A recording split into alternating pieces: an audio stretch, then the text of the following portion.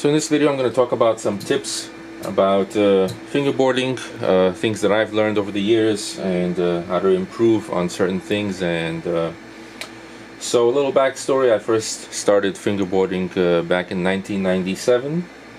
Back then I had like a plastic see-through keychain type of fingerboard, which is not really a fingerboard. It was really kind of before fingerboarding was a thing. Then in 1998 Tech Deck came out, and I absolutely loved it, and it's the one that I use till this day. I don't get any of those specialized fingerboards. I still use the basic plastic Tech Decks. Now, when I started the fingerboarding in 97, I did it for roughly about 10 years, so let's say till 2007. Then I kind of phased out of it for quite a long while, for I would say probably about 16 years or so. And then about 3 years ago I got back into it. And for the past 3 years, I do this almost each day. I fiddle around with it on my desk, and it's a good way to relieve stress. It's fun to do, and it's what I've learned. It's kind of like riding a bike. Even though I took those 16 years off, when I started back, I pretty much knew how to do just about everything that I used to. I did need to practice a little to brush up on it, but essentially I still understood and knew the basics. So, what's the most important thing? Obviously you need a fingerboard, and it's the type of fingerboard you get is about preference. One thing I could tell you is you do not need to get the most expensive ones. There's absolutely nothing wrong with getting a cheap Tech Deck. Me personally, I love these. I love how they look. I love how they feel. I love the fact that they use the real grip on them. That's what I'm used to. And some people might think of me as whatever they want to think. I don't care. I know that I could do, tricks pretty well. I've been doing it for a long time. That's my preference. But also there's no problem with getting one of the fancier, customized boards as well. If that's what you're into, you could try out different ones. Just saying, you don't need to get an expensive one. You get something like this and practice with it, learn with it, and enjoy it. At the end of the day, it's about enjoying it, having fun, relieving stress.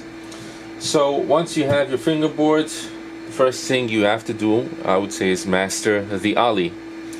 That is the most fundamental trick, which will allow you to do all sorts of other things. So the ollie essentially is just like on a real skateboard. You pop, it goes up. Once you reach the height that you want to reach, it straightens out horizontally, and you land. Now, few important points about the ollie. When you ollie, never go past the 90-degree mark. In other words, when you ollie, you don't go like this and then you bring it up. That's the wrong way to do it. You don't even go fully 90 degrees. You go a little less, and it pops up, and then you straighten it out and you land like this. So let's do it. Oh, messed that one up. Like that, you see? That's the proper way to ollie, and it might take a while to practice, to learn it. Me, I've been doing it for so long that I don't even remember the time before I knew how to do it, what it felt like. But I do know that if I try it with my left hand, I absolutely cannot do it with my left hand. So I imagine that's kind of probably what someone would feel like if they just starting out for the very first time. But eventually, basically, you practice it and you should get it. And you do need, like I said, you don't need an expensive fingerboard, but what you do need is good grip. Now, Tech Decks, they come with really good grip. Me personally, I love it like when it's a little already worn, because when it's brand new and you pop and you do tricks, it goes way too high and everything like that. But once it wears out a bit, it kind of has that more realistic feel to it, which I really, really like. And then you could use various foam grips and everything like that. Those could work. Specifically the ones that are made for fingerboards, because I actually tried out getting a certain foam from Amazon that's not meant for grip tape. There's like a whole roll of it, and it looks really nice, but it has practically no grip at all. Now, I could still do tricks on this because I guess because of my experience and I know how to do it, but it's much more difficult to do it on something like this than it is on something that has a proper grip on it. Like this one has some proper grip. I forgot what company this is. This is a foam grip, and this is a Tech Deck real grip. Now, some people say that the Tech Deck grip tape rips up your fingers or your skin. I don't think that's true. It's never once happened to me in my whole life. Now, with a handboard the real grip is gonna rip up the skin on your hands. But with a fingerboard, I never once had that be an issue. So what else? So master the ollie. That's number one. Once you could ollie, then you could do all sorts of. You could go into grinds, for example, let's see, like that, or let's do a tail slide, nose grind. You know, and then you could learn all kinds of flip tricks coming from that. So that, what other points are there? So when you're doing an ollie or any other trick really, you shouldn't be doing like some people do, like back and forth like this. That's not the right way to do it, and in my opinion it doesn't really help. It's more of a psychological kind of thing. And also you shouldn't really kind of pull backwards to make an ollie or something, like you know, you have to be stationary or moving forward. So let's say I'm in a stationary position and I'm ollieing, or I'm moving and I'm ollieing, but I'm not like going that way kind of, unless I'm going fakie. And let's say I'm going fakie and then I want to do a, you know, fakie ollie that way, or if I do a nollie this way. And what else? Also, when doing tricks, you don't want to do them too unrealistically high. Now it's fine if you're doing it for practice to build up that strength and control, but let's say, like, you know, do something that high, it's way too unrealistic. Now obviously you don't need to do it 100% realistic like on a real skateboard, but I like to keep it, you know, closer to a more realistic look and feel, and something like that kind of ollie, as opposed to, like, you know, going like way high. What else? It's a good idea, important in my opinion, to master single flips. So let's say doing a kick flip. Just get that.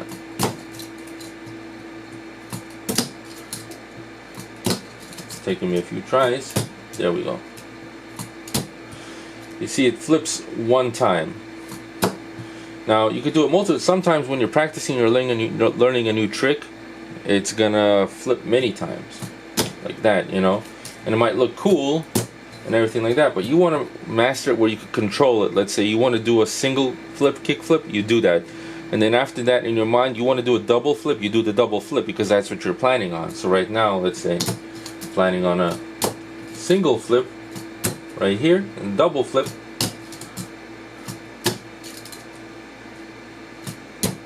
That's the double flip. And that's with every trick we do, whatever, varial flip, 360 flip, nollie flip, whatever it may be. What else? So when doing tricks, and once again, this is just my opinion, so you don't always need to roll up when doing a trick, but you should always roll away. So let's say, especially if you have limited space, so you don't need to be rolling to start out a trick. You could start it out from a stationary position, let's say an ollie. But to make it look nice, you should always be rolling away from it. So let's say you start like that, and you see I'm rolling away. Or you could start with rolling, and you continue with rolling. And but the point I'm making is you don't always need to start it with the rolling, but you should preferably always end it with rolling away once you land it. What else? So you've noticed that I'm using a flat finger style, where my fingers are like this. Now I've seen some people do it like this way. Now back in my time when I first started, I've never seen anyone do it this way. That's not to say no one did, just the friends that I had, like, we all did it this way. And I've been doing it this way ever since I began. So for me, doing it this way, I don't do it like, I don't know if I can. I guess I can maybe do some tricks this way, but I feel like I have less control. It's just less comfortable. For me, less enjoyable. I like doing it with a flat style, but I guess that's a preference. Then what else? Realistic lands. So what do I mean by that? So you try, when you're landing a trick, you should aim to land in a realistic way. So meaning your fingers should be either both on top of the bolts, or one on the tail, one somewhere in the middle.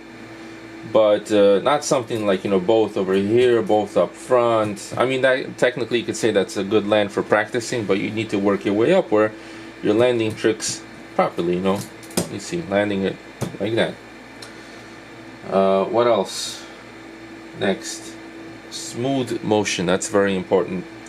So when you're doing a trick, especially a grind or a slide, you want to maintain that smooth motion so it looks and feels realistic. Like you don't want to, let's say, go into, then you stop and then you start grinding and then you stop and then you pop out. You want to kind of get a fluid motion like that. You see, like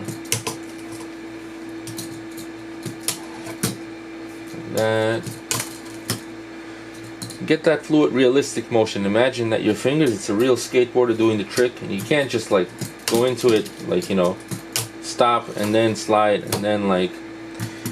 Once again, for practicing that's fine, but essentially you want to work your way up to that smooth motion. What else? Next tip is you don't need to land every trick 10 out of 10. In other words, getting good doesn't mean that you have to land a kickflip 10 tries out of 10. It's perfectly fine if you land a few tries and then you mess up a lot of tries. The point is that, you know, if you're going to try it a certain amount of times, you know, 10, 20 times, whatever, you're going to get a good amount of nice lands. And some people may be more consistent with their lands, others less. For some tricks I need a lot of tries, you know, to really get it right. And sometimes there are days when I could, even a single basic kickflip might take me 20 tries for some reason, even though I know how to do it, you know. And then there's another day where I, like 8, 9 out of 10, I'm gonna land it perfectly, you know. So don't get discouraged, you know, if you're missing a lot of tries. As long as you are getting some good lands and you're getting a little bit more consistent with that. What else? Okay, odd landings. So odd landings meaning as far as tricks that involve 180s. I personally don't do those tricks that often, but let's say you want to do a 180 like this way. I always get mixed up which one is the front side, which one is the back side. I think this is the front side. So if you would land this way, your finger's kind of going to be like landing like this if you want to land a full 180. And the same with, let's say, a front side flip like that, you know. And then the back side, you would have to land upside down. Let's say I want to do a backside flip. So I'm not that good at these kind of tricks where you land in those odd positions. Let's get one at least. Let's see. Kind of like that. I don't do those tricks too often, but you know, if you're into that, that's perfectly fine. And obviously there's going to be certain tricks that are impossible to do with the fingers. Anything that involves a 360, for example, you know, obviously you can't rotate your hand. There's limitations, and that's fine. What else? So the next thing is to be mindful of fingerboards are essentially a 1/8 scale size. In other words, fingerboard is about 4 inches long. A real skateboard is about 32 inches, so that's about 8 times more. And so you can use that calculation, you know, to build up obstacles for yourself that are, if you want to maintain realistic ones, for example. So this bench, I like this height. I like fingerboarding with it, but it's actually a little more high than a realistic one. Now the ones that you buy like in online or wherever, in my opinion, a lot of them, they come too low, too small. I think this one, when I bought it with the legs, was like 2 inches high. And 2 inches high would be a realistic height. I would say between 2 to 2.5 inches is a good height if you want to maintain that realism for a bench. This one is 3 inches. So I just don't think of it as a bench. I think of it, let's say, as like a kid's picnic table or something like that, you know. But I just like this height. And let's say you want to have a street rail. Now in real life, a rail, you got to hold it with your hand to walk, so it's going to be about 3 feet high, which is, you know, 36 inches. Now if you divide that by 8, that will be about 4.5 inches. And so if you want to maintain a realistic street rail, it's going to be 4.5 inches. It's going to be even higher than a tech deck. Now a lot of the rails they sell, let's say like this one here, is only 3 inches high. And that's fine, it's fun, it's still fun to fingerboard. But this is kind of more like a skate park rail, or one of those rails that they have around the trees or something like that. It's not like a handrail. It's too low to be an actual handrail. So there's that. And what else? So you could also be creative with the obstacles that you have. You could turn a lot of things into obstacles. So let's say, for example, have a bottle of vitamins, and this is what, roughly a little over 4 inches high. You could do tricks over it, you know. There's an ollie. Let's do a kick flip. Oh.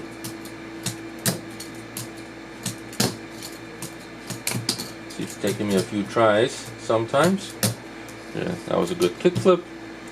And so that's one example. You could use like a tissue box. It's a really nice height. If you put it this way, some tissue boxes are higher, some small. This one's 3 inches this way, 5 inches this way. So if I could do, you know, tricks like that, or if I want to put it up here, and you could also like do tricks off.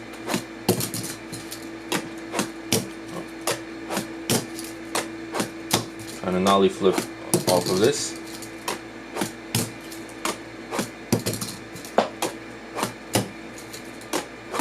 There we go. So you could use anything for an obstacle. What else? Yeah, so I would say those are kind of like the main points I just figured I'd talk about. And the end of the day is just supposed to be fun, relaxing. One more point, me personally, I like using these kind of large mouse pads. I think this is like, what, 20 inches by 10 or 12 or something, I don't know. Because they minimize the noise, especially if you're doing it at night, like much louder on a table. Also, it prevents your table or whatever from getting scratched up. Also, it softens the landings a bit, so your fingerboard is not going to get destroyed. Let's say you're doing some big drop or whatever, the impact gets softened up by this. So I like to use these kind of pads on the surfaces that I do my fingerboarding. So yeah, so that'll be all for this clip. Thanks for watching. Until next time.